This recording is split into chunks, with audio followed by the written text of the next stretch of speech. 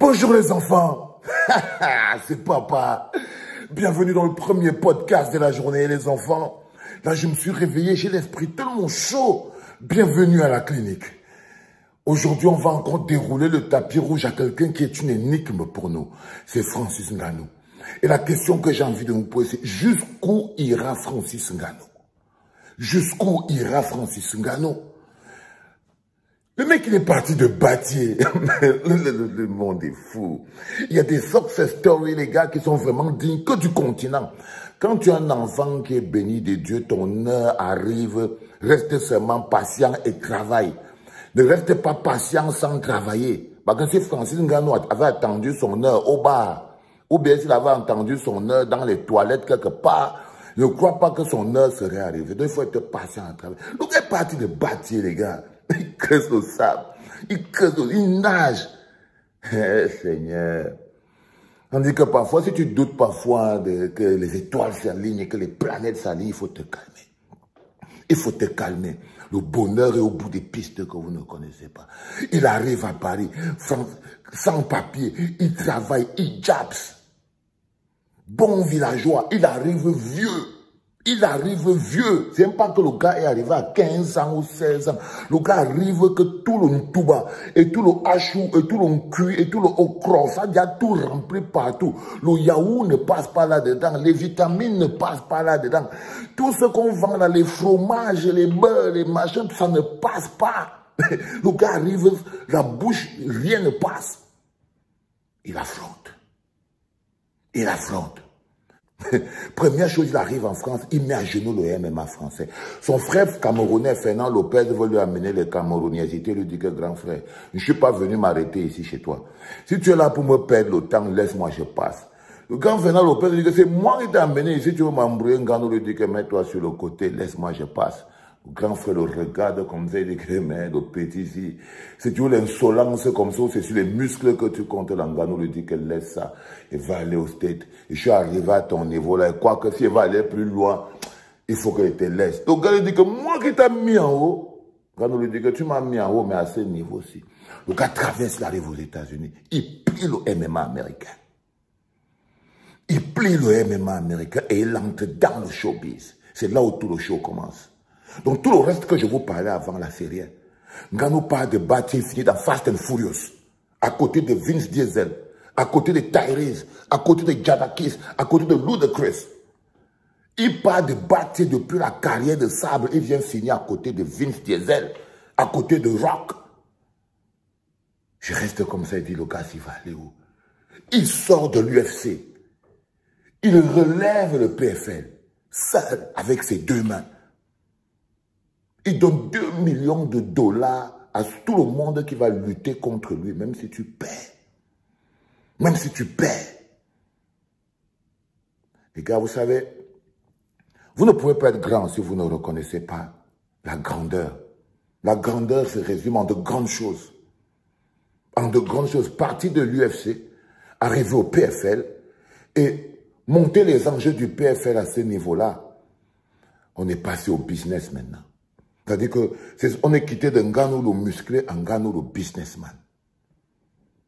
Il est devenu le patron du MMA africain. Il a créé la première ligue. Il a forcé, il a poussé les mecs du PFL à créer la première ligue professionnelle de MMA en Afrique. PFL Africa. Il est le patron, le CEO. Là encore, on s'est dit, bon, ça va. Le gars fait un caprice. Pendant qu'on se dit que le petit, si ça va, c'est bon, il est content, il a eu tout, il fait un caprice. Il dit que non.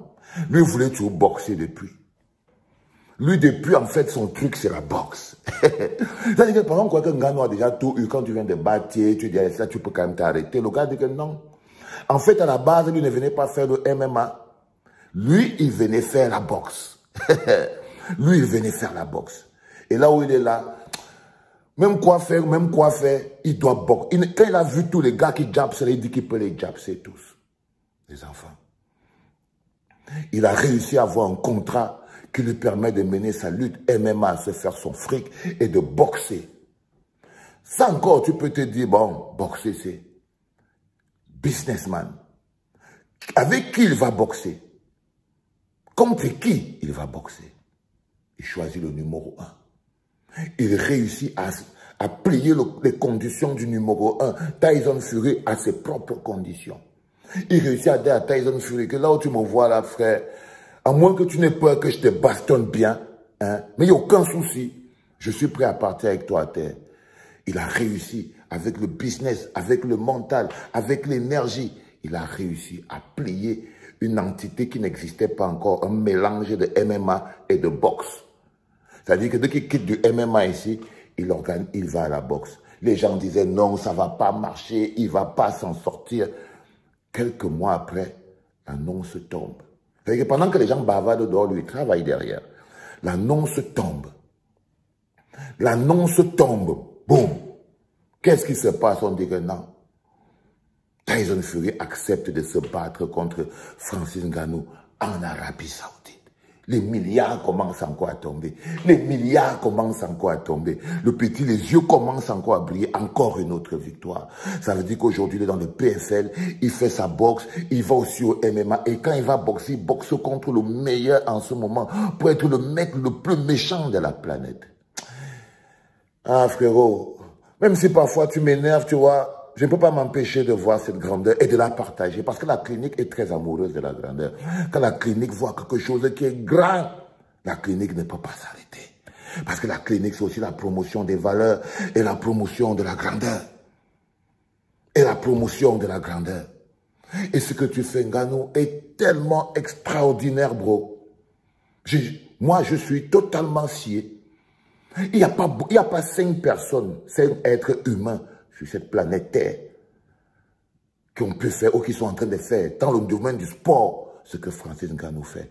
C'est-à-dire que même seulement prendre de manière transversale les disciplines, c'est-à-dire que boxe, MMA, show business, mixer les deux. Quelqu'un qui est parti, il était déjà vieux quand il est parti de la cage, à battre, il est arrivé là, le corps était musclé, il s'est mis là. Les gars, vous avez tous la force là en vous. Vous avez tous la force là en vous. C'est ici que tout se passe. Alors quand on croit que c'est réglé, quand on croit que c'est plié et tout, le gars a déjà le combat, il a déjà le lieu. Et là, le show business recommence. Et c'est là où je pose la question que Ngannou va s'arrêter où? C'est en ce moment où je me suis posé la question que ce gars qu'on appelle Ngannou, il va s'arrêter à quel niveau, man? Je me lève et je découvre que côté show business encore, devinez qui sera sur le coin de Ngannou. Devinez qui sera assis sur le coin du Continental, qui va s'occuper de sa préparation, de son show et de tout. Mike Tyson. Ça veut dire que Ngannou a allé encore plus loin. Ça veut dire que le gars dit que non seulement il va boxer, mais son entraîneur, les gars, mais son entraîneur, ce sera Mike Tyson. Sur le coin de Francis Ngannou, parti de Batier. Ce sera Mike Tyson. Le plus grand parmi les plus grands. Ce sera Mike Tyson, le plus grand parmi les... Envoyez les cœurs, les gars. Le plus grand parmi les plus grands. Il sera sur le coin de Francis Ngannou. Et il a réussi ça, Ngannou. Tu peux dire tout ce que tu veux. Lorsqu'un homme réussit ça, lorsqu'un homme arrive, vous devez le prendre, vous mettez en modèle. Motivation, détermination. C'est-à-dire que les jeunes qui ne croient plus en l'avenir, les jeunes qui ne croient plus qu'ils vont s'en sortir, les jeunes qui pensent que la vie finit alors qu'elle commence tout à peine, doivent tous se perfuser un peu au Ngannou Power.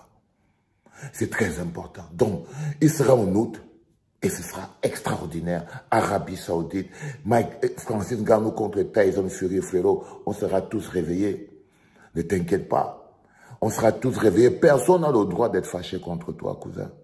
Parce que ce que tu fais pour le continent, en ce moment précis, frère, je suis comme ça. Tu vois, il ne faut jamais jeter le bébé avec l'eau du bain. Est-ce que Ngannou fait là? Frère, c'est pas petit. C'est géant. C'est géant. C'est l'alpha et c'est l'oméga, les gars. Dans le domaine du sport et de la motivation. Je souhaite juste que, comme tous les autres, ils ne finissent pas de travailler tout ça. Parce que c'est ça qui arrive toujours à tous ces gens. c'est qu'il finit de travailler tout ça. Il finit d'atteindre tout ça. Il gagne tout ça par la force de ses points. Tu peux prendre tout ça, mais il faut que ça soit un legacy.